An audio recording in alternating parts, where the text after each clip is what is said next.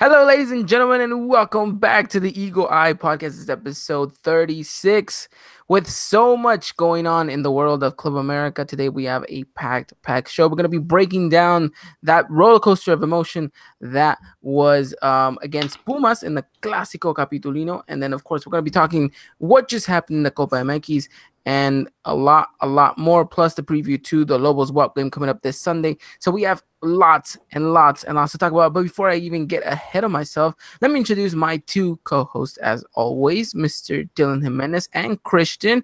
How are we doing, gentlemen? Oh, my longest day this week so far. So, it's going good, I guess. Syllabus day isn't always the best day for me. Okay. I'm doing good. I have school tomorrow, so I'm kind of tired.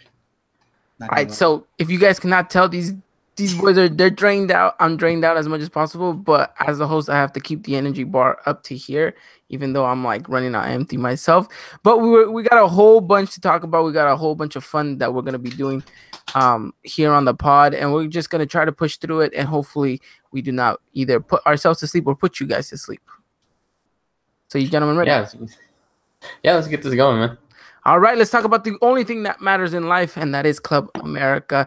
No need to talk about school because let's face it, America is everything and everything. Of course it is. All right, gentlemen, so where do we want to start off? Copa MX, or do we want to go and talk about that Clásico Capitolino that was just an absolute nightmare, but at the same time, a great showdown? Let's do Copa MX first. Okay, so this is it's right. It's fresh in our head. We just witnessed America play against Dorados in the Estadio Azteca in what was the worst game I've ever seen played in the Estadio Azteca. And the end result is 3-1 to our Super Águilas. They do advance into the next round as possibly first place, if I'm not mistaken. Yes, we are first place. Yeah.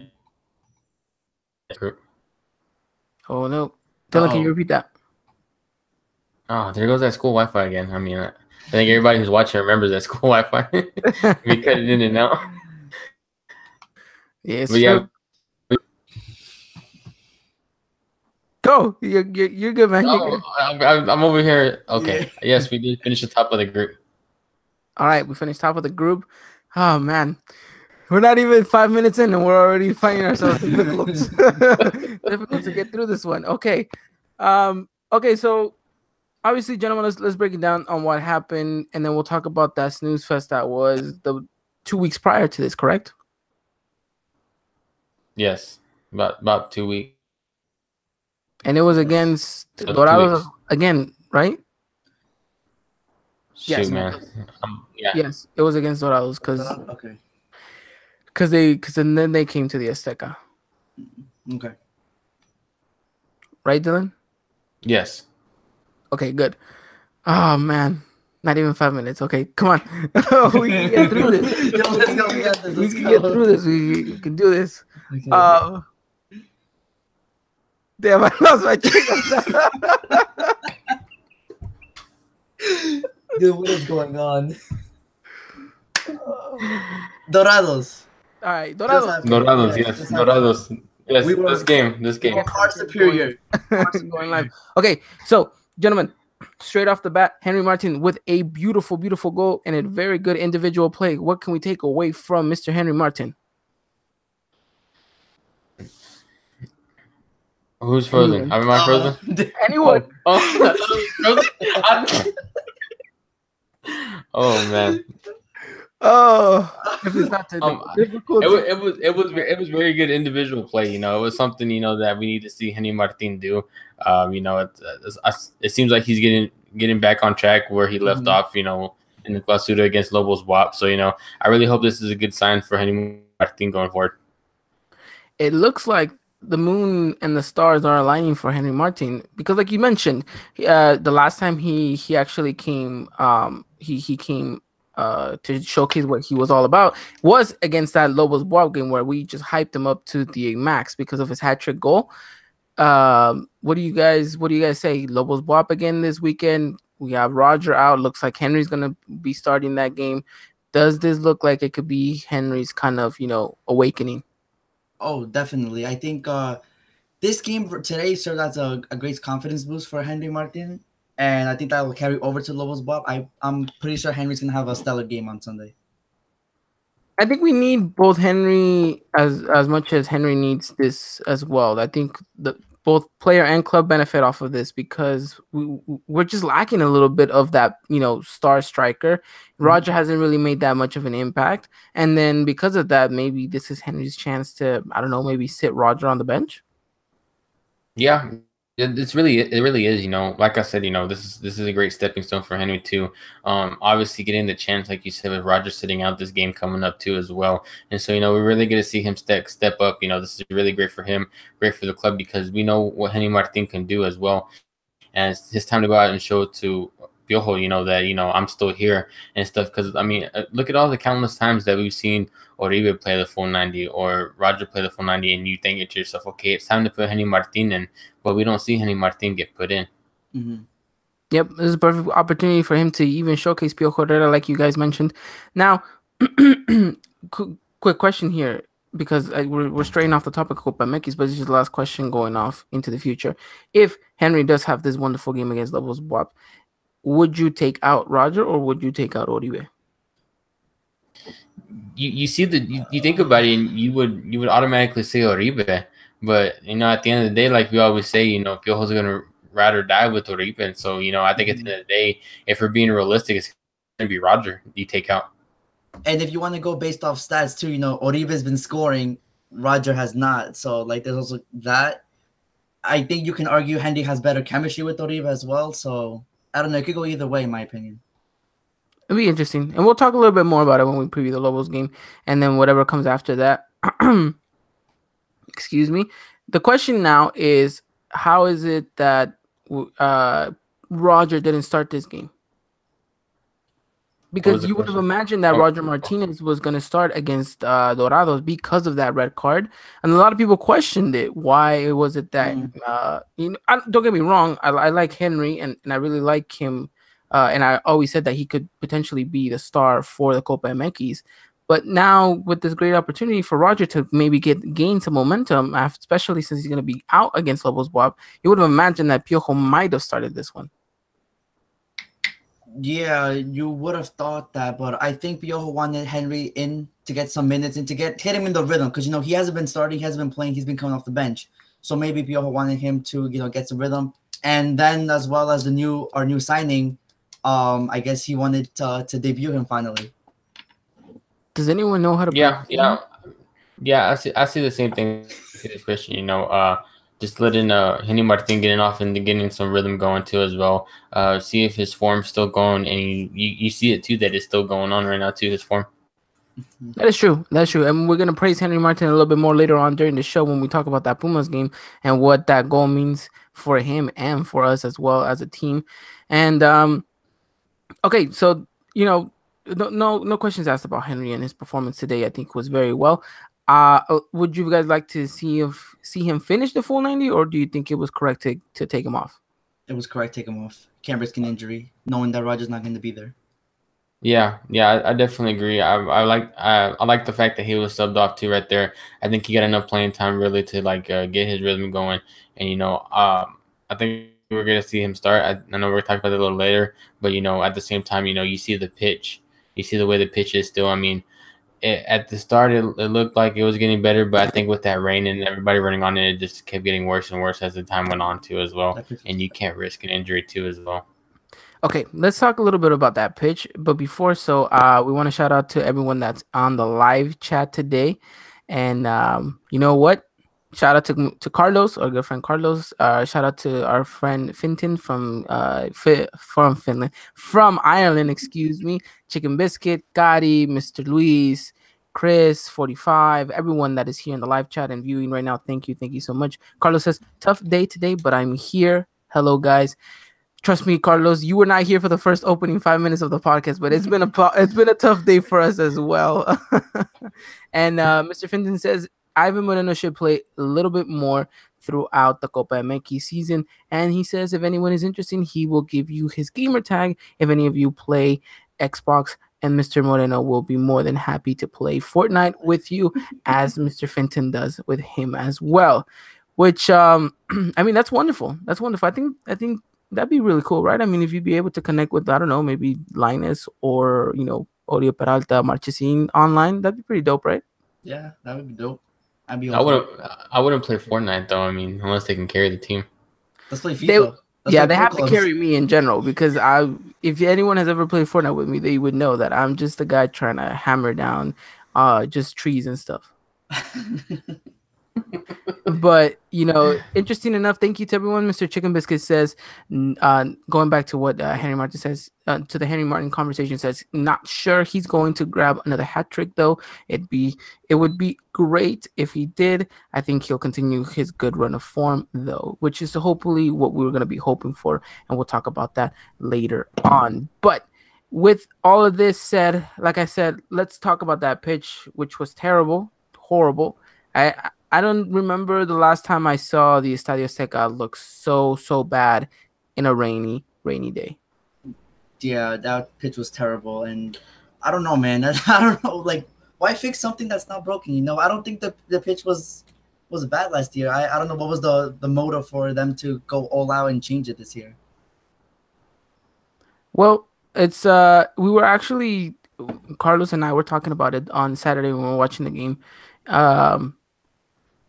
It's funny enough that we've always seen this Azteca Stadium as kind of like the stadium for Mexico, and all these other stadiums, for example, remember the Estadio Azul when it would rain, terrible condition.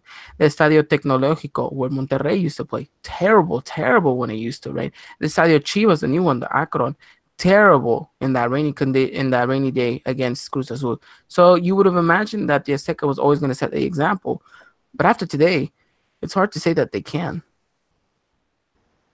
No, definitely not. Nope, I absolutely agree. Dylan, what are your thoughts about the Azteca? I was afraid of this. I was wondering why he wasn't responding. So then I was like, no. Because he looks so focused and determined. I was like, either he's very engaged right now or he's frozen. Oh man, dude, that's great, dude. Excuses for our technical difficulties. Dylan's school Wi-Fi is acting up again. He will momentarily join us later on. Mm-hmm. It's good to have you here, though, because when it was just me and him and this would happen, I would have to carry on and kind of talk to myself. But now I can't bounce off of you. Yeah, I see that. Oh, he's coming back. But Dylan, are you finally moving? Yeah, I'm finally back. I'm finally moving. I'm sorry about that. No problem. Just give us your quick little recap about the Azteca. As a fan, what does it make you feel to see your beloved home look and play in such a terrible way? It's really bad. If you guys came over to my home, I feel pretty embarrassed if my room was a mess and my house was a mess too as well. But I mean, whenever I first started watching the live stream on football, it was kind of blurry and everything. So like I was thinking, it's not that bad. Didn't look that bad. Then it finally got clear. And I saw it and I was like, oh, wait, never mind. I take it back. So, it could be a little bit worse, right? We could have been Real Sociedad this season and, had like topos invade the pitch and all these holes that were going on against them when they were playing Barcelona this weekend. Oh, I know. That's true. It could have been like that, but thank goodness it's not. That is crazy. Mr. Luis says, FYI, I'm going to the Clásico Amistoso in LA. Have fun. Like Christian has just mentioned, we are still in the process of trying to get some sort of media credentials for this game. So we're going to follow up with them. We're going to try to hassle them as much as possible. We are going to annoy them, call them 24/7, hopefully get some response. So hopefully I can go down there and meet a whole bunch of you guys and hopefully meet you, Mr. Luis, who's always been here on the live chat. So with that part aside, gentlemen, Dorados 1, America 3, pretty decent performance. I wouldn't say it was the best performance, but I would chalk that up to the pitch as well. In the end, though, I think we kind of just sat back a little bit too much. We were a little bit way laid back, and I think Dorados could have caught us here and there. They almost did. Yeah, they almost did, but I mean, if you really take this performance and put it against the one we had against Puma Saturday, I mean, what would you rather take? I'd rather take this performance than what we had against Puma Saturday. That is Yeah, true. We're gonna definitely. break that down because that was a terrible, terrible game. Even though the result does not show it, it was terrible in the end. But I think we'll talk about Copa MX just a little bit longer, and then we'll transition back to the regular league. Good to see some of the youngsters still playing. Good to see Diego Lainez start, and good to see him play a little bit better. Again, not much he could have done in this kind of terrible, terrible pitch condition. I mean, we know he's the type of player to like to have his ball at his feet and use his explosiveness, and he just couldn't do that because if he tried to run with the ball would have gotten stuck, and he just had to adapt to it. And I think he did pretty well. Yeah, judging by the pitch changes, I think he did well as well. Well, with Yeah, that, go. yeah. Go. Yeah. The team seemed like it was coping with the pitch conditions too as well. Really not ideal. To really play soccer in those conditions. But I think the team really did cope with it very well. That is true. They did very, very well. And then to recap what happened 2 weeks ago against Dorados, well, I guess the only real highlight was whenever you saw these big, huge bugs pass by your screen, and either you thought that they were in your house or you just thought, wow, Dorados has a problem. You ain't lying, man. You see those bugs pass by and you think they're in your room with you. You already got the Raid and the Lysol ready to go. Exactly. I was getting up looking all over by the TV, seeing where it was, but then I realized it was this TV. But I mean, if you sum up that game, it was very just a very stalemate. America didn't really bring it as much. Dorados didn't either. It was just quiet for both teams, and I think at the end of the day, a draw was fair enough, and we forget about that game. Yeah, we put it past us, and we you see this team still advance, into the next phase of the Copa MX too, which is something that you want to see this team do. So hopefully against Veracruz, we can finish and top this off with a pretty good performance.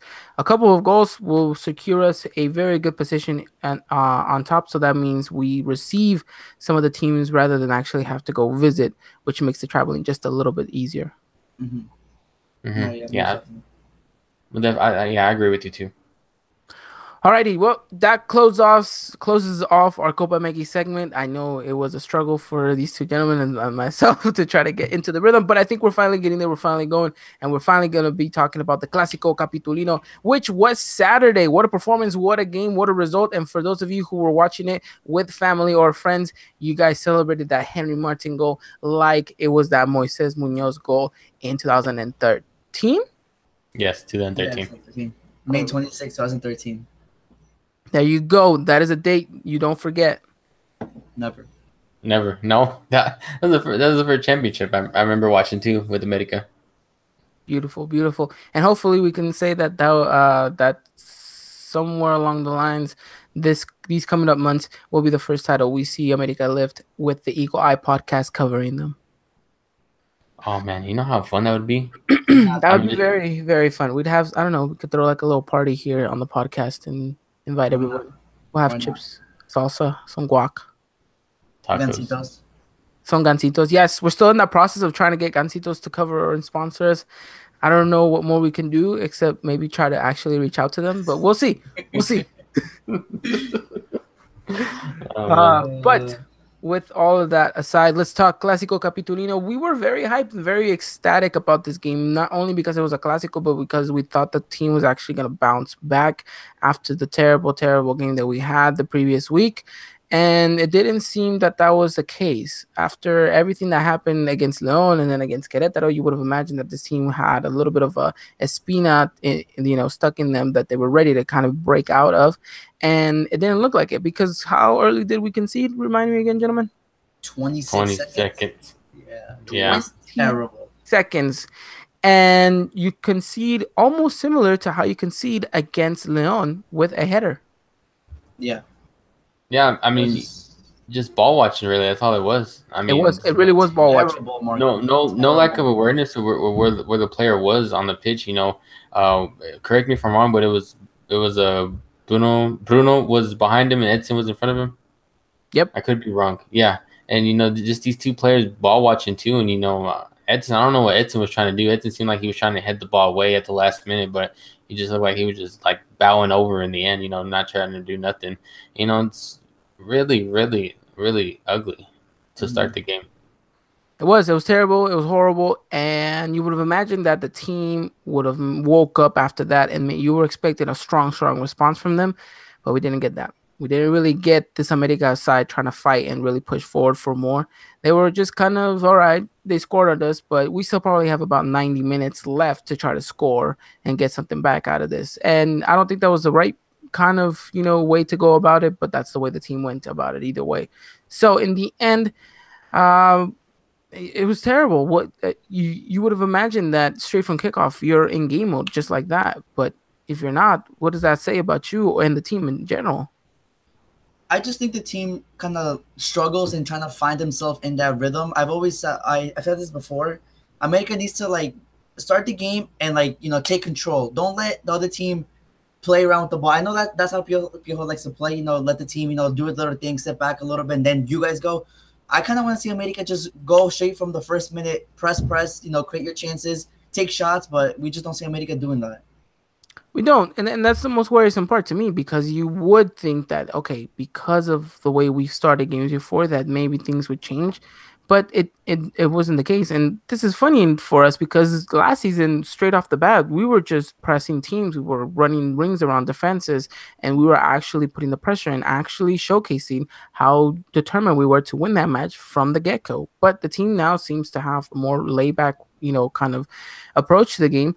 Give the other team the ball, give the other team a little bit more space, and give the other team a little bit more momentum, and then try to counterattack it, which I've never seen it work for us this season. Whenever we actually went and took the game to the opposition is when we actually scored and when we actually looked the better side.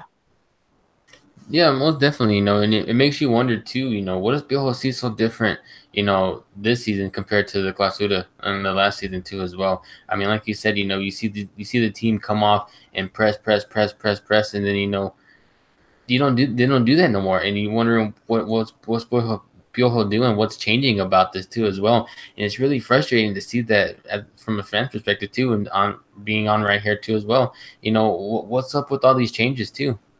I think I can answer that for you. I think it's he looks at his team and he looks at the team he fields and he sees that we are missing one huge, huge type of player, a playmaker, Is he French? and he is French. He's missing a key player in his kind of style and role that he wants his team to play. Before the Jeremy Menez injury, this team was a very possessive team. We touched the ball a lot. We moved the ball. We shifted back and forth in transitions to each side of the pitch. And we don't see that anymore. I think he looks at his players and he thinks these players are good, they're fast, and they're dribblers. Let's just get the ball up and let's run and run and run. And what's the best way to play a style like that? Counterattacking, right? Because you're always going to be using that speed against your opponent. You can't touch and try to use that speed. It's not how it works. There's moments where, yeah, you can, put a ball in through the channel and try to get some speed behind it, but the best way to utilize your quick attacking forward and midfielders is to simply just retain some of the pressure and relieve it with that counterattacking style. And I think that's why Piojo sees it, but I don't think we're that bad. Actually, we have been that bad at passing, but I don't think these players are actually that bad that they can't perform this type of game without the Frenchman. I think even without Jeremy Menez, you still have players that can put you a pretty good ball, on the ground, because we've been playing long ball United, and that's just doesn't seem to be working for us. But for the most part, I think that this team can easily generate more than enough football to try to play out the back by touching, to try to play through the midfield and through the middle. And I just don't see Piojo actually trying to utilize them in that manner. No, he's not, and I think we can all agree here that we can still see this team retaining that possession, and not necessarily I mean, depending on how the kickoff starts, whether if we get the ball first or not, but this team can come out and press. I mean, shoot, You see Guido has lungs of steel. Renato Ibarra has lungs of steel. I mean, these players will go up and down the pitch as they can, but as well they can retain that possession too as well, and that's something that's always key is to retain that possession. It's just that why are we doing these long passes? Why are we playing long ball United? Why can't we string 2 or 3 passes together? What's so hard about that? I mean, what really is? I mean, Ivan, you said it I think last week or a couple of weeks ago. It's a simple game. It's a simple pass, and we're not playing those simple passes. We're not. We're not, and it's actually catching up to us now at this point because we're a couple. Not what I don't even know how many games into the season, but you're getting close to the midsection of the season in which you should already have a style of football. You should already have somewhat of a team identity, and the fact that we don't, and the fact that we haven't seen the best side of us yet, kind of worries you.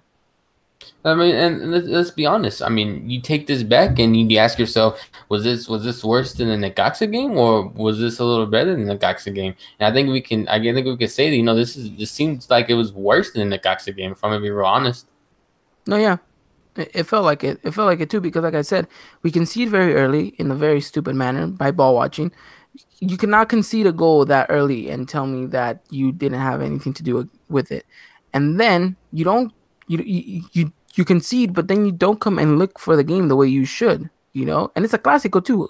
I would expect more of a passion, more of a drive from these players to try to get it back, but that wasn't the case. Pumas, although fair enough to them, they sat back and they thought, well, America's not really gonna press or really do much, and we actually didn't. Because I don't really remember a lot of opportunities in that first half in which you thought, wow, besides what Oribe Peralta's goal, you don't really think, wow, we could have had another goal here and another goal there. I think Uribe had one header, and I think it was around the 30th minute too. Cecilio seemed like it was like a 3v2. Cecilio was taking on one player, and then you see Uribe. It just seems like he's like barely running, if anything.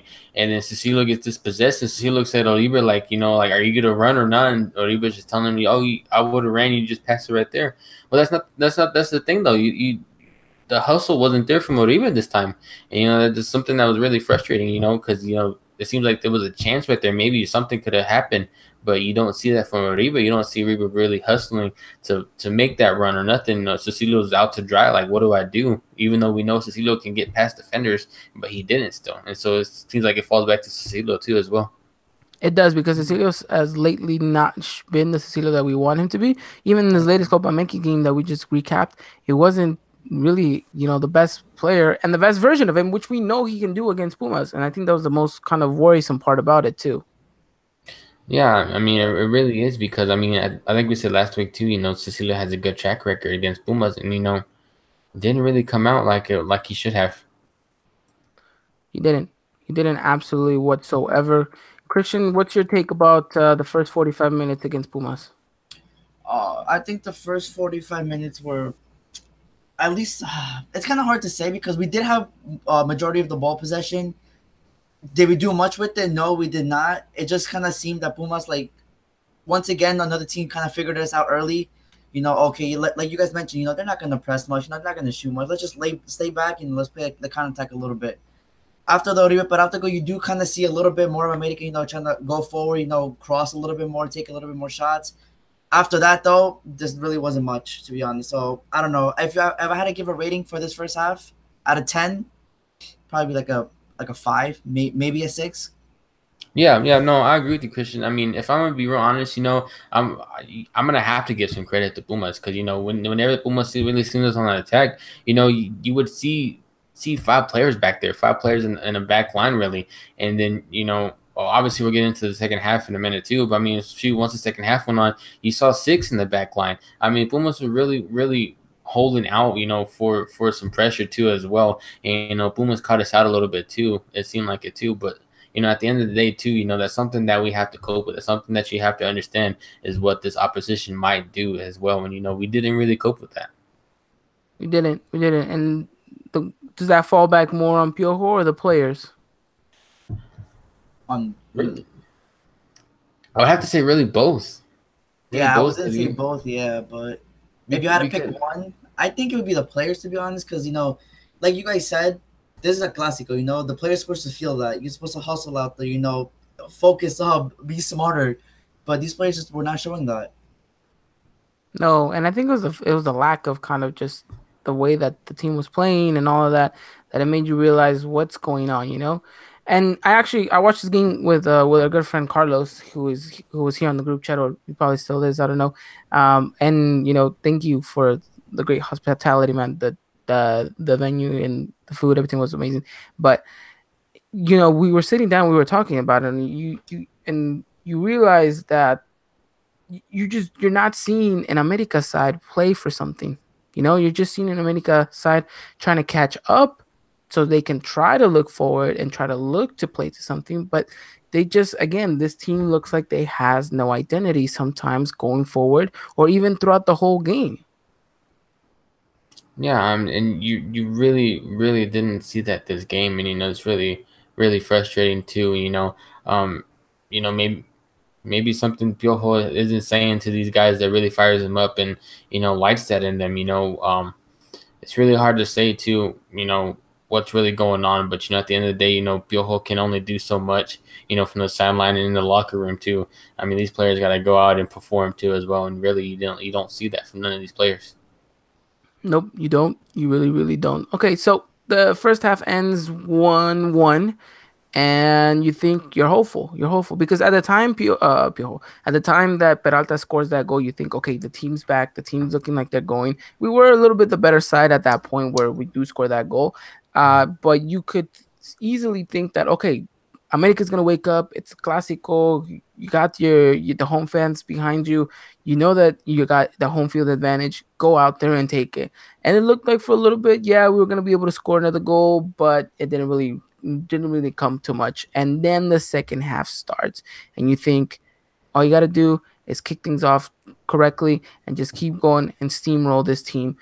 And it just looked like we came and we played exactly the way we started the first half, with no real intention, with no real idea, and sometimes just a bit of laziness when it came to passing. Yeah, and I think that's been the story this whole season. The lazy passing. Why can't we string together 2 or 3 passes to create a clear chance? It just doesn't. I don't know. Piojo probably didn't give a good enough halftime talk enough to inspire them. Well, let's go. We can win this, even though we're down a man. We're playing like the better team, even though when Roger was not in the field. We have the momentum. Let's go bring it out to them. It just doesn't seem like that anymore. It didn't. It didn't Yeah. whatsoever. Yeah, and just stepping back a little bit too, you see the frustration too in the first half. You see it so bad. You see it obviously after the first goal is scored. You see the frustration set in so early in these players too as well, and you still see the frustration continue on into the second half too, right there, which is something that doesn't help the cause too. Whenever you get frustrated, It doesn't. It doesn't absolutely help the cause at all. And then the second half starts off, and you just think, okay, we're playing bad, but we can pick it up. We can pick it up. They don't pick it up, and then the nightmare begins. And it's Roger who gets the first red card. Now, we're not gonna go too much into detail, but gentlemen, quickly, was it a red card for you? Yes or no? No. no, it definitely wasn't a red card. No. I didn't think it was a red card either. I would have been fine with a yellow card and a stern talking to. Oh yeah, he deserved the yellow for that, but it was not a red though. But we won't go into too much detail as we have a certain strict policy that we do not talk much about the referees and the decision making. So I believe either we're having an earthquake or the house is shaking. What the Be heck? careful. So if for some reason the signal interrupts, it might just be because of that. Okay. Okay, stop shaking. I didn't be Stop careful. shaking, so we're good. Ridiculous that you get that red card and then you think, okay, maybe somehow this sparks a little bit of fight back from the team, and it just looked like it just plagued us even more. Yeah, I mean, really, you I don't know how, but you lose more creativity than what we already had going forward with those two strikers, but and Roger Martinez too as well. And you question yourself, how do you lose that more? I don't know. It just didn't really work out for me. Like, it was really weird. It really was. It really was. And then you think, okay, what's Piojo's move gonna be here? I mean, you would think, maybe a little formation switch. I mean, obviously you could tell this is a 5-3-2, which And we you can know go you into that discussion right now. I mean, you kind of expect it, but at the same time, you think, okay, maybe it is a 4-4-2. You're gonna have Edson next to Guido, but no, I mean, you obviously have, I guess you could say, a back five. Most of the time it looked like a back three too, a little bit. Mm-hmm. It So was. I mean, Now, it's okay, I'll go. You done? I don't want to keep interrupting. no, I mean, I just don't know how to really explain it. Like it was just weird for some reason. It really, really was. And we're gonna talk about that formation because me and Carlos were talking about it too. And I talked to him exactly as to why I think he was using this formation. But I just want to confirm that there was an earthquake that interrupted the podcast right now. I just Twitter is the best way to find out whether or not something was Definitely, actually I true. love Twitter. So Twitter, thank you because you actually verified with me. So if it isn't Wi-Fi, if it isn't connection issues, it's either Mother Nature or something trying to interrupt the podcast. But there is always a form of difficulties when it comes to the Eagle iPod. Oh yes, I mean, I think we experienced that in the first part of the podcast too. So let's talk about that 3-5-2, that 3-5-2, that 5-3-2 formation. And I was speaking to Carlos about this, and I told him, look, Piojo Herrera is known for this formation because it works so well for him. But I think you don't have that. You don't have that kind of player that kind of fits that style before. Because when he first came in and we won that, it was Carlos says he didn't feel anything. We had Paolo Aguilar and Miguel Ayun on the as the wingbacks, right? And then you had two strikers that knew each other and worked very well in Chucho and Jimenez. And then the midfield was absolutely amazing because you had a whole bunch of players that can interchange with each other. You don't really have that much now, you know? So it seems kind of a little bit of a waste of kind of the first 45 to 60, 50 minutes that you use this formation in which, you're not going to get much out of it. When I first saw the formation, I really thought he was going 4-4-2, and I thought he was really going to stick Edson Alvarez in that in that center mid position with Guido. That's what I thought as well. Yeah, that's what you think because at the beginning of the season you see him use it at 4-4-2, and that 4-4-2, it was good to us. It really was. Despite the Necaxa game, you see it get better and better. Then I don't know, he throws in that 4-2-3-1. Then all of a sudden, this game we see the 5-3-2. Which is ridiculous to me. It really is to me too. I think what he's trying to do here is be defensive. Like, why are you going to be defensive against? We know looking at our squad, we're a much better team than Pumas. So why are you trying to let them control the game? Why you let them have the possession when we are far superior and have far superior players to them? It just didn't make sense to me. It didn't, and like I said, you can check most of this up to Piojo Herrera too, and luckily enough for him that we got the draw, or else I think we would be having a conversation that a lot of people might want to still have to this day, is whether or not is Piojo Herrera's time coming up to an end with America.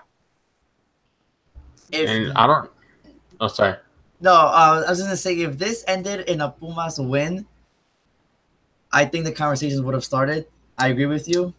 But should we? No, I don't think so. Yeah. I kind of agree with the Christian.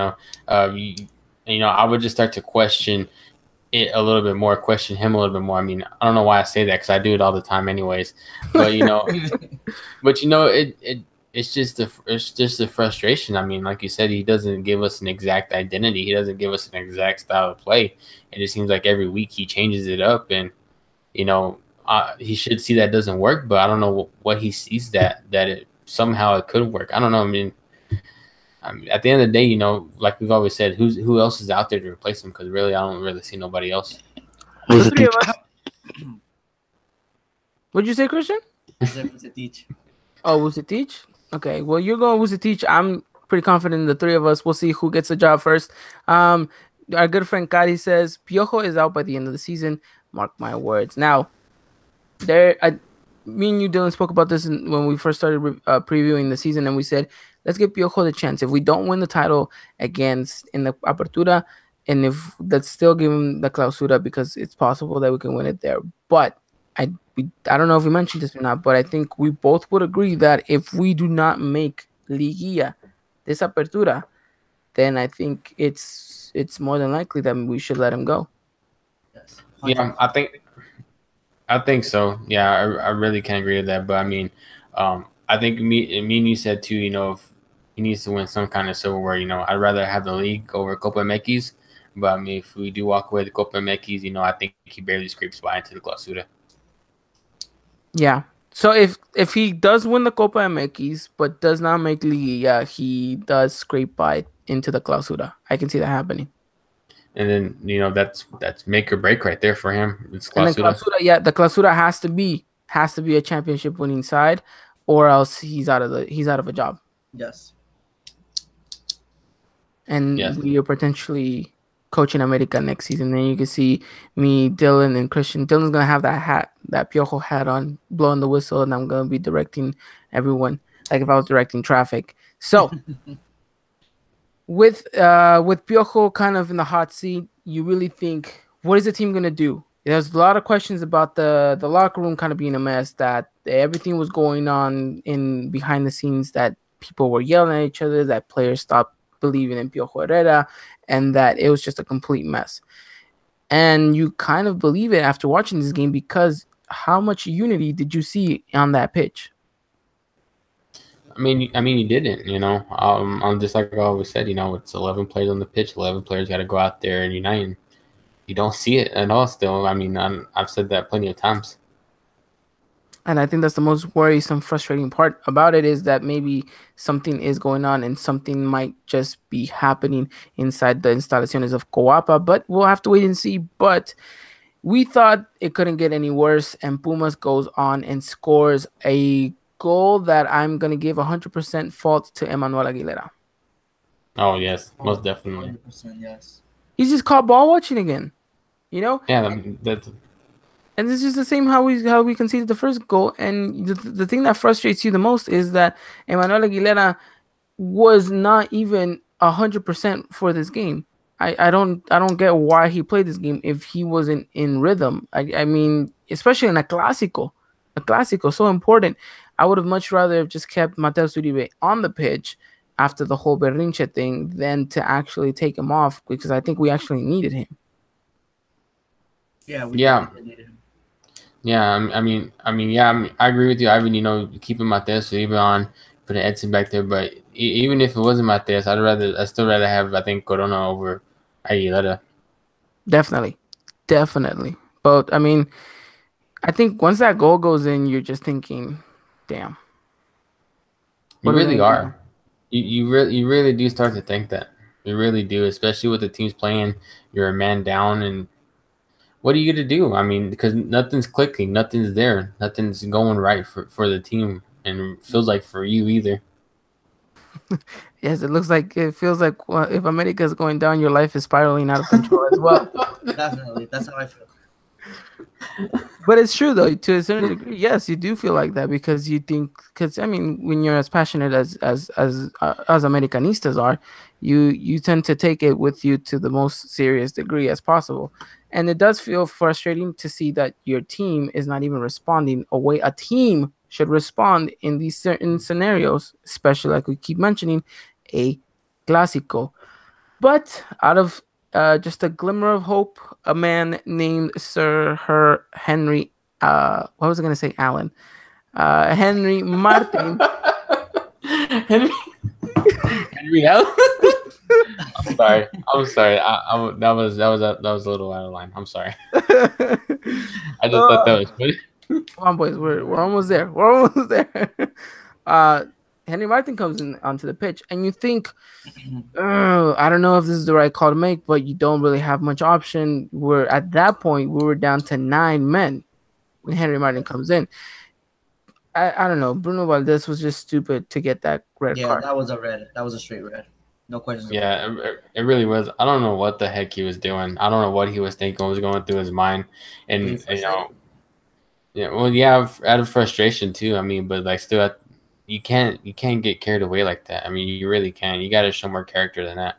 Mm-hmm. And after giving away a penalty the game prior to that and not clearing the ball when you could have easily avoided that penalty, you would have imagined Bruno actually played a better game than he did, but nope, he did not.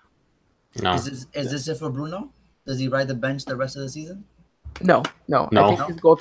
his goal today saves him, and puts him back into that starting spot. Yeah, I think so too because I definitely do not want Aguilera back there with Edson. If I'm gonna be honest, and I mean, I can't really give it to Leon or Zamora either.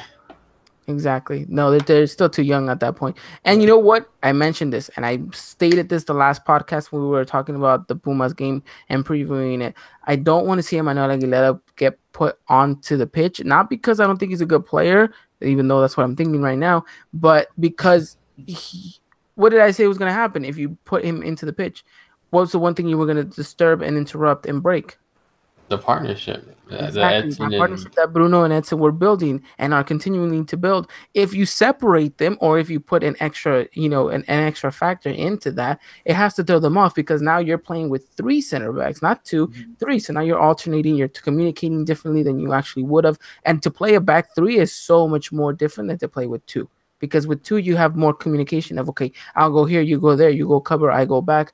And it's as simple as that. With three, it's a lot more interchanging. It's whoever is in that center of that three, it kind of has the obligation to say, okay, you here on my right-hand side, you got to pull back a little bit more, or you go a little bit more forward, or you kind of close in and I go that way. So that's where it's going to disrupt everything because I don't think these three have ever played with each other in a game, let alone in a Clásico.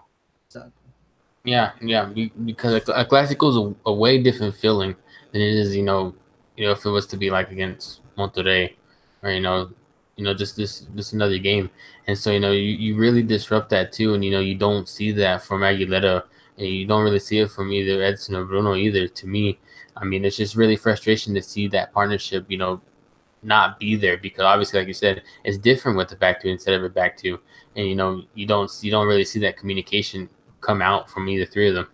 And I think ultimately that's what leads to the first Pumas goal. Just the lack of communication between them. No one knows. Oh, should I get him or should I mark him? And I guess that's how the goal happens. Exactly. And great. No, that's actually great view from you, Christian, because it, like we mentioned, the disruption of the partnership, it leads to all these kind of horrible things. Yeah, it really does, and it really showed Saturday. So then we're down to 9 men, and you're thinking we got about 10 minutes left, and Henry Martin's coming in. You don't even know if this is the right move to make, but something's got to give. I'm gonna stop you there a little bit. I actually do like this move, even though it seems like you're kind of questioning it because as soon as you see that red happen, who comes in? You see Sanchez coming for Arriba, and then what are you stuck with? You have no strikers or forwards going up really. You just have your back line. But you have your back line and your midfielders too. I mean, really, you're not gonna have much, and you saw it too. That there was nobody there to get in the box really that much. There wasn't really that much support for either Ibargüen or Guido or Cecilia. I mean, you don't see that as much. So I really like the idea of Henry coming in at this point because you don't have somebody who plays striker really. Yep, and it showcased a lot from Piojo for him to throw in a striker when he was ready to close out the game at 1-1. Yeah, and now he knew he had to go for it. Yeah, I mean, he just knew. I mean, even with 9 down, he can give him a little credit for trying. Yeah. I mean, it really is with 9 men, 9 against 11. I mean, I don't think you really expected Piojo to go out and do that. And you know what? And I was talking to Carlos, and I told Carlos when Henry Martin came in, and the clock was running down. I was like, "We're 9 men. Pumas has 11. They have every advantage possible. They would have to do something really stupid for them to lose these 3 points." And I think they did, because what they do, they let us have the ball still after their own game plan actually fell back on them in the last minute. So as much as they wanted to give us the ball when they were winning and thinking they're not going to produce much, they're not going to give much, they actually ran that risk, and because of it, gave us the opportunity to go and score that last minute goal. Yeah, yeah. I mean, really, it's just all on them. I think I mentioned to Christian earlier too. I'm saying, you got to give a little bit of credit at times to the Pumas because you see them go 5 and then eventually almost 6 in the back. It really messed us up. Because we can't get past it. We can't figure out. We can't get creative. And that's something we lacked this whole game is this creativity too as well. And so just to see them slipping. Despite how many they have back. It's really on them. They gifted it to us. They did, and they gifted us that foul in the last minute.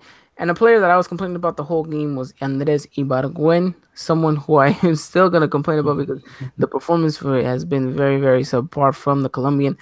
But I did have to close my mouth after the beautiful assist that he gave in that Henry Martin goal. So let's run it down. Let's play it back for people.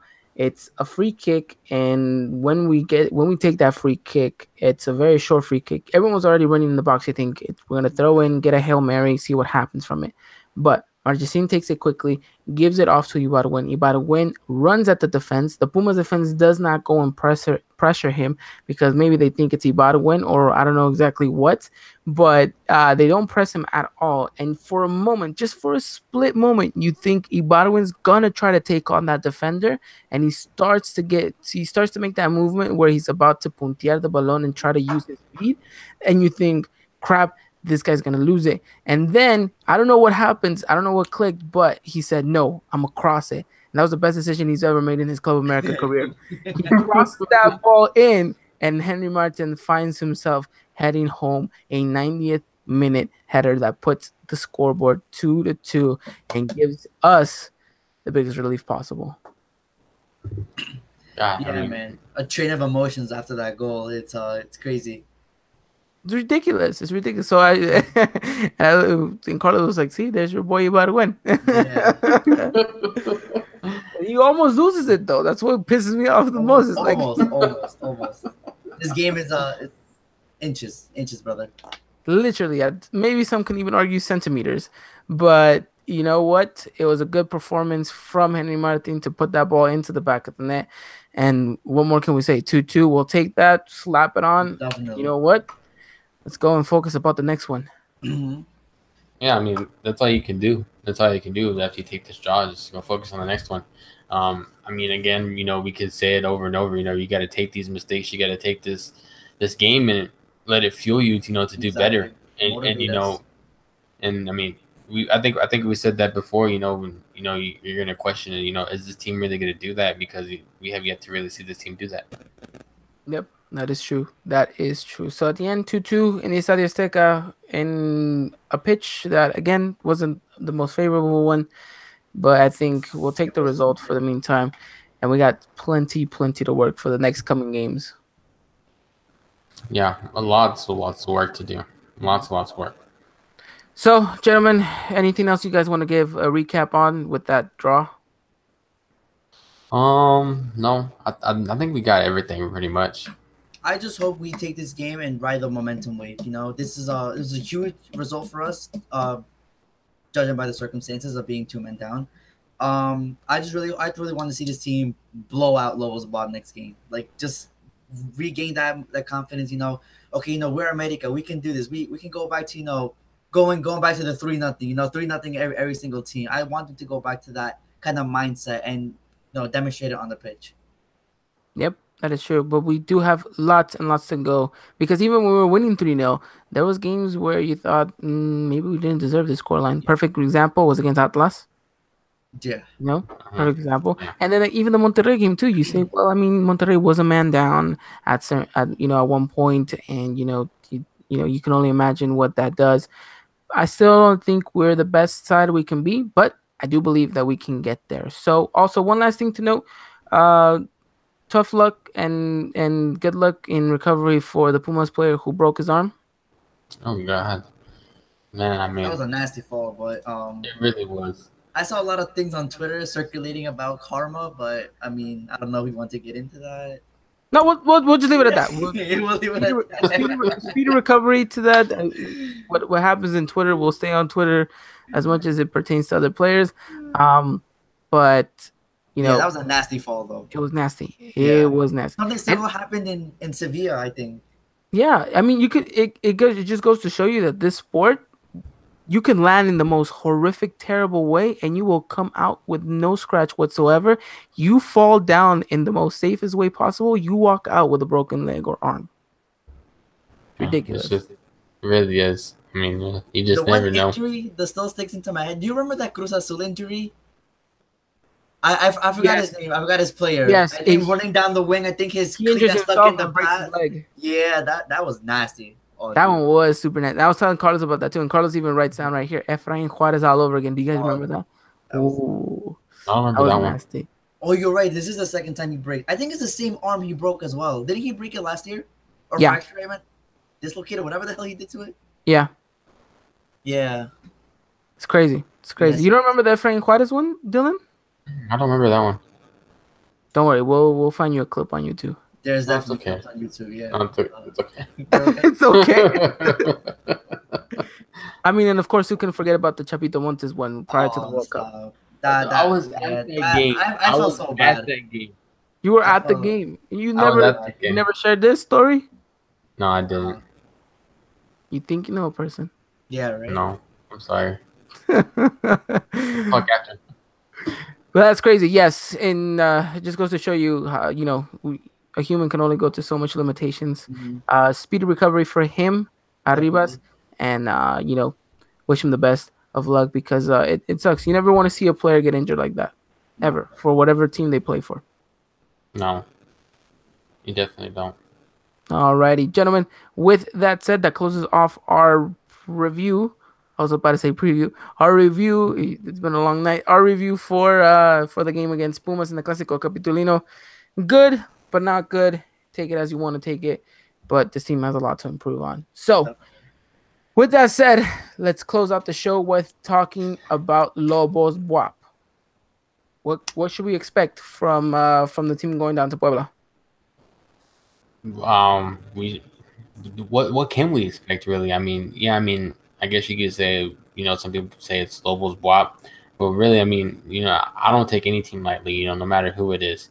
And and so you're thinking, you're thinking, what are you gonna expect? Well, what can you expect with the way these past performances have been from this team? You're gonna question yourself, is it gonna be the same? Are we gonna be the dominant side? Are we gonna actually have finished chances? Are we gonna be creative, have good passes, crisp passes? but it's just all there, and really it's up in the air right now. We can have a blooper reel by the end of the season. 100%. Oh man. But yes, I agree. Let's go out there and perform and blow, Lobos Buap. I was gonna say Pumas blow Lobos Buap out of the game because I think it's important. Even if you win 4, 5, 6, 7, 8 goals, it doesn't matter. You go out there and win. My train of thought is horrible right now. I mean, it's just got to be convincing, really. I mean, go out and convince us, that this team is actually, going out and do something to be, you know what I mean? Yeah, I agree. Yeah. So then let's talk predicted lineups and then we'll talk tactics. Gentlemen, what are you going with your predicted lineups? Of course, we have 2 men out. What are you guys going with? Let's see. I'll stick with the 4-4-2. I feel like we're going to go back to that. I'd have a Marchesín in goal, Aguilera on the right, Luis Reyes on the left, Edson, Aguilera as the center backs. On the right, I feel like it's going to be Renato Ibarra. We're going to have Mateus Uribe and Guido Rodriguez in the mid, and then on the left, I just feel that Piojo is going to go back with Ibargüen still, and then up top we're going to have Oribe Peralta and Henry Martin. Okay, go, Christian. I have the same lineup, just take out Uribe and put in Joe Corona. I don't think Piojo is ready for Uribe to start a game, so that's why I think Joe Corona will be in his position. Okay, same lineup as Dylan, except Ibarwen takes no starting position and Cecilio Dominguez plays out on the left. Okay, I see you. Everybody changing my lineup that we start with. That's fine. Well, because I mean, you already No, know no, that was never gonna put Ibarwen back in there. No, I think I'm. Ibarra's going to start. I actually agree with Dylan. Ibarra's going to start. Kill me now. I just feel like Ibargüen's like with Piojo, and Piojo has the confidence in Ibargüen no matter what, even though we But still don't why? But honestly, if we you still tell don't. me, yeah, if you tell me, oh, who would you rather prefer, Cecilio or Ibargüen? I'm going to pick Ibargüen because he has not showed anything this season. I know if it was between who I want to play on that wing, I put Tony Alvarez. Oh my God, Lopez! No. I was to say what? I was saying, don't you mean Lopez? You're like, okay, I'm just starting to name random players. No, but you know, I still feel like Piojo's ride or die with Ibargüen, just like he is with Toribe. Oh man, let's just hope they perform. I mean, that's all. I mean, like I said, that's all you can really hope for at this point. I mean, because you don't know what to expect really. So can we expect a lot of wing play then? Yes, Yes. like always. But I mean, as much as we love Henry for what he did, is he really a target man? I mean, He's really. I not. mean, I mean, I still like to see Mateus Uribe, you know, have some space, you know, up front. You know, going up front, you know, like we seen him did too in Clausura. You know, I think that really does us wonders. But you know, at the end of the day, too, you know, I think we're gonna see Oribe Peralta do what Oribe Peralta does. You know, comes up a little bit, gets the ball, holds the ball. You know, lets some players make some runs. He's gonna find a player in the open space, and um, I feel like Henry Martin can be that target man, but not necessarily the ideal target man for me. Nope, I don't think so either. I think you know what, just play to the strengths of each player and try to put the ball on the ground instead of trying to play that long ball. Long ball United coming in hot. I just hope we can connect in the midfield more. Make those string a couple passes along, do something. Stop playing it to the wings every single play. So, I don't know. It has to Kari, be I just blocked convincing. you on Twitter after your prediction. Lobos 2, America 1. What is this? Listen, Wow. they win 2 games in a row, and now they think they're gonna, I don't know, do something, but whatever. We'll see. We'll see. We'll see. We'll see. Well, I mean, it is. I mean, I hate to say, but it is Liga MX. You know, you never No, know. Dylan, how are you gonna take her side right now? This is not. I'm telling I'm you. not taking his Ivan, side. I'm not you, telling that you, jersey, sir. it's that jersey in this closet. I'm telling you. Dylan, it's time. It's time we have a talk outside of the podcast after this, and we try to assess your priorities in the team. But yeah, let's just play to the strengths of each player. I think at the end of the day, like I mentioned to you guys, what's the one thing what's the most effective move you can do when going forward? It's the The simple simple 1-2 pass. pass. The simple 1-2 pass. Exactly. A wall will break down anything. It sounds crazy when I say it out loud, but it will. But we can't even get that going. Like we Yeah. see sometimes they try to do 1-2, they can't even get that going. Like I don't know, do we have to go back to like basic passing U8 passing drills for them? Like it just Yeah, Yes. it just seems like we can't even pass back to the center backs. I mean, it just really can't. I mean, we're just being straight honest here. I mean, like really. I mean, like. So it took you guys about an hour to finally wake up. I've been awake. This is the most riled up I've seen you guys the whole show. Listen, What I do think you it has to do mean with the by- fact that Mateus Uribe is not informed. I think when Mateus Uribe is informed, this America team will skyrocket. We will be champions. Leon will stick to the bottom, go second division, and that's it. Bye. I don't know what you mean about me waking up. I'm sorry that my school has sucky Wi-Fi and that I keep cutting in and out at times.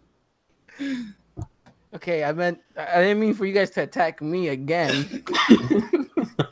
Gee, show a little bit companionship to the guy who just went through an earthquake while trying to host a podcast.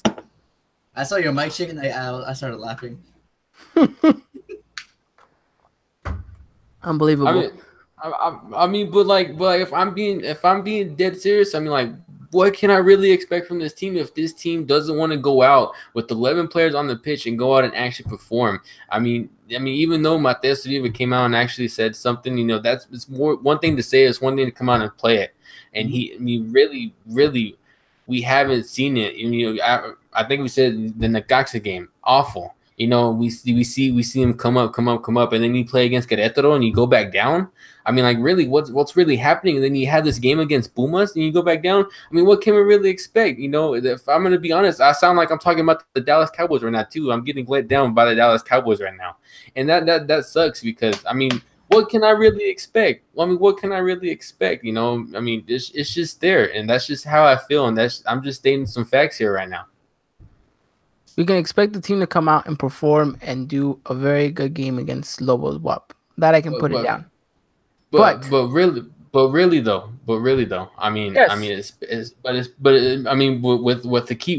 guess you could say 2 key players out, and I'm not trying to say these are excuses because this is the podcast, where we don't bring out these excuses, but still, Bruno Valdez, like you said, this is a partnership with him and Edson Alvarez that has been going good, and then he's out of the picture. What's this going to say about our defense? Because it seems like our defense is already shaky as it is. Roger Martinez, yeah, I mean, yeah. I'm sorry, but Chicken Biscuit said Dylan is my spirit animal. Yeah, but Roger Martinez hasn't produced much, but still, he gets a little bit going too, and that creativity is not there. So what really can you expect from this team at the moment? I don't know. Yeah, I'm gonna be straight honest. I want the win. I want to go out and get back on top. But at this point, with the way the team's playing, seriously, that's just me. That's just how I feel with the way this team's playing. And I guess you can go out and say that, against Querétaro, that could have been our win. But with the mistakes that we made against Querétaro, we lost it. We blew it. And, that's probably what the team deserved. And then the way the team came out and played against Pumas, getting scored on within a minute of the game, like, really? Like, I'm just being straight honest here. I'm just being dead serious. No, I get you, and that's how we all feel inside. That's why you're the perfect embodiment of what the Americanismo feels right now. You really are. But I will say this: at least it's not 2008. At least not 2008. That's true. Those who know, know. And so let's not bring it up. But with even that said, all of this, you have to expect the team to turn it around because they hold a responsibility not only to the fans, but to themselves and to the institution to perform. Because let's face it, at the end of the day, these players could easily be out of a job come 6 months from now. Yes. And I think these next 2 games are going to be crucial. And I mean crucial. You have Lobos Buap and then you have Puebla. I think for me, you have to win both of them convincingly because now you have the hardest schedule is yet to come. So yeah, because after that, it's when it gets tough. We still have El Clásico. We still have Tigres that even though they're not doing well, they're Tigres. You can't take them lightly. Then you have a Cruz Azul that for some reason this year they wanna be the best team in the league. So we have them. Then you have Toluca, Santos. So it doesn't get easier from here. So I think these next 2 games we have to improve tremendously, and hope this team can turn it around. Agree 100%. Yeah, with all your wild, go, Dylan. But still, with the talent, we said it time and time with the talent. You could say whenever we had Linus starting, we had Ibargüen starting, we still had Cecilio, we still had Renato coming off the bench, and it comes back to question Piojo too. Why Piojo starting these players over Renato and Cecilio? Obviously, we see that it's working, but then he changes it up. Why are you changing it up? That's just something that's got to fall in the question too. It falls on everybody inside Cuapa. It really does, and that's the most frustrating part about it. Yeah, pretty much. All I can say is don't yell at me, Dylan. I didn't do this. I don't know, man. It's just No, and it's true, and I think it has to be said because we have to voice our concern and our anger and our frustration, and I think no better way about it than to actually say it because I think we're running to a point where we've taken so much from these players because in recent times we had a couple bad games here and there, but we still got a result here and there, which I think is important, because a result will mask over a performance anytime, and that's what gets you going. That's what's kept us going for so long. Now we're not even getting that result to mask the said performance. Now you start questioning, you start thinking, what is it that we got to improve? What does the coach have to improve, and what do the players need to do themselves? Because, like you said, they can't even string along 2-3 passes without mixing it up, without even clear, simple mistakes. Stop trying to force the ball through a crowded part and simply open up the ball. If you have to touch back. Just do something simple, but string along a couple of passes, because the more you string along a couple of passes, the more your confidence goes up. The more your confidence goes up during the game, the more of an opportunity you have to actually play as a unit. Yes. Yeah, And I man. think- Oh, go ahead. Yeah, and as I was saying, like that's what we need. We haven't seen this team play as a unit in a while, and that's something this team really needs. And Piojo needs to see that and realize that, but he still has yet. And I don't know. I don't know if it's because he's getting some heat. Does he know that he has some heat on him? And surely he does. Surely he does know that he has some heat, especially after our Coco champions fell in the Clausura, and then going back to another semifinal exit in the Liga too. He's got to know that he has some heat on him too as well. He does have some heat, but it's from his personal trainer because he's not doing enough crunches. Oh dear Lord. But I mean, we can have a much further discussion about this if this Lobos Buap game doesn't go well, and then we have every right to throw every criticism to them. After the Lobos Buap game, it's a FIFA break though. I don't know how much that'll do for the players. Hopefully, maybe that's what they need. Maybe they need a week to reset, get their mind straight, especially Mateo Uribe, and then just go at it. Because like I said, the toughest is yet to come. It's not going to get any easier from here. So that's true. That's true. I don't know what my mind was thinking, but you said FIFA break, and I thought you were inviting me to play FIFA after this. I was gonna be like, yeah, sure. I mean, if you want, but yes, we do. We do probably need that break to kind of reassess and kind of just restart, reboot ourselves, and maybe after that, actually go on and compete in the best manner possible. I mean, something's got to give eventually. It really has. I mean, because to me, it's just getting a little bit ridiculous with how this team is stacked, and then it doesn't go out and perform like it should. I think Chicken Biscuit, our good friend, put it here: the best time to build confidence is now or never before we get humiliated against the big teams, and it's true. Because let's say we pick up a couple losses, more than 3 losses, and we're looking at 7th, 8th place, just the brink of Liga, and what if we don't make Liga? Because that's still a possibility. You never know. And like I said, that's why I think these next 2 games are crucial for us in order to actually see if we can compete with the big teams. That is true. And we will see that come Sunday at 4 p.m. Pacific time, 7 p.m. Eastern time, and then of course, Dylan, that is 6 p.m. Central time for you, and our good friends from Mountain Time, that is 5 o'clock. With that said, gentlemen, give me your predictions for the game against Lobos Buap.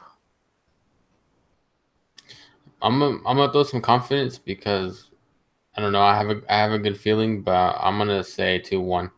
Wait, what time did you say the game was? Because I have 5 o'clock. Yeah, that's what I was wondering. Because it's 4 for me. Oh, okay, so 5 for me, right? Yeah. Okay, beautiful. It's 4 o'clock. 4 o'clock for me. 5 o'clock for you. 3 o'clock for our friends in Mountain Time, and then 3 o'clock for me. 4 o'clock. Wait, what? 4 o'clock for me. Yeah, it's 4 o'clock for Dylan. 5 for me. It's 2 for you, Ivan. And 3 for our friends in Mountain Time. Yeah, because you said 4 for you, and I was like, hold on, that's not 4 for you, because then that would be 7 for me, and I know it's not 7 o'clock. Well, I don't know what to say. Score prediction. Thanks a lot, college. You broke our brains.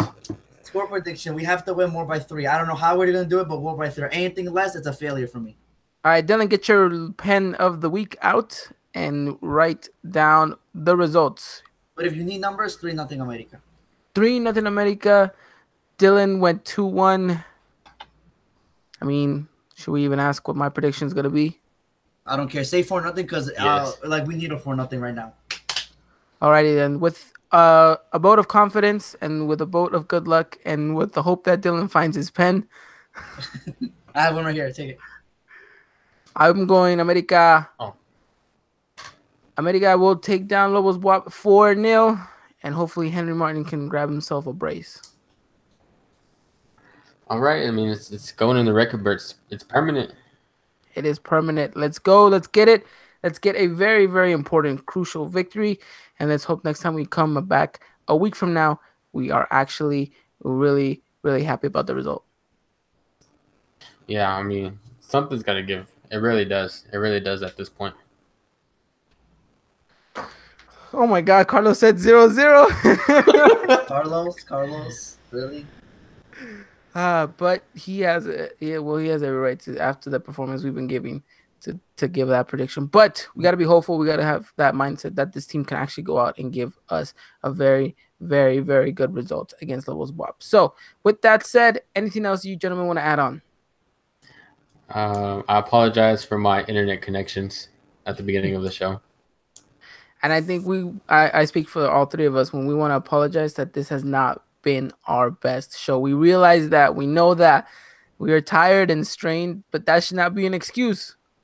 We're getting back in the college groove. Yeah, we're getting back into college groove, and it's been a while. And I didn't know today was gonna be that long of a day, but we're gonna come back next week. We're gonna have a gancito right before the show starts, and we're gonna be hyped up and ready to talk about Club America. Because today, as much as we want to criticize the team, we actually have to criticize ourselves too when we don't bring it. And I think today we did not bring it. Oh, it was awesome, interesting. It was interesting. I mean, we did have a lot of laughs in there, and for the people, if they made it this far on SoundCloud and iTunes, we had Dylan pop off, so that was kind of fun. That was. So we'll close out the show like this. The Lady Águilas get a W against Veracruz. Yes, a great one, a 3-0 victory after coming off a loss. Why can't we do that? Hopefully the men can emulate that. Let's be honest. If the men were to not get a result against Lobos Buap, and we actually had full live coverage of the Lady Águilas, I think for the rest of the season we'll be talking about them instead of the guys. I'm all for it. I'm all for it too. So someone get those TV rights going. Now, with that said, I think this is a good place to stop. Even though this is probably the most tired we've ever been podcasting, how did we manage to go an hour and 17 minutes? I didn't think we were going to make it 5 minutes. We're ranting about getting hyped up and stuff like that. Jesus. All right. Well, gentlemen, thank you so much for your time. I know this was a very straining day, and it was very, very rough and tough, but we'll bring it back next week, and we'll definitely come hopefully with a little bit more energy. Thank you, though, for the both of you for taking the time out to come out and talk everything Águilas del América. We love you all. Thank you for listening to our shenanigans. Yes, thank you so much. Glad for all the support we're getting. We're getting that much closer to that 400 follower mark on Twitter. So make sure you guys do follow us at Eagle iPod. That is at Eagle iPod on Twitter. And gentlemen, anything else you guys want to add on or say to the listeners? No, I think we about covered it. Just thank you for all the support.